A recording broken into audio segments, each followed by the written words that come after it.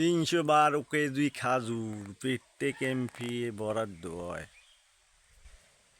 আমার জিন্দিগিতেও আমি শুনি না হাসনাত আবদুল্লা ভাই যদি না হইতো কেউ কেউ বলতেও পারতো না যে 312 কেজি খেজুর এমপির বরাদ্দ পাওয়া যায়। তো এত বছর হইতে যতগুলো এমপি হয়েছে, আওয়ামী লীগ কন, বিএনপি কন, জামাত কন, এই জাতীয় পার্টি কন, সবাই বেলায় 312 কেজি খাজুর সবাই বরাদ্দ পাইছে। কিন্তু এই হাসনাত আবদুল্লা ভাই হইয়া 312 কেজি খাজুরের নাম ডিক্লেয়ার সব জনগণের যতগুলো জনগণের ফেসবুক চালায় সবাই কইতে পারে।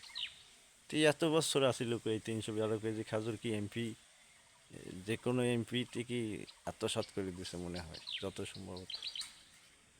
তো এই হাসনাত আবদুল্লার ভাইয়ের মতো ঘরে ঘরে জানলে এমপি হয় দোয়া করি বাংলাদেশের। আমরা সবসময় দোয়া করি আমাদের জেলা হয়েছে বান্দরবন।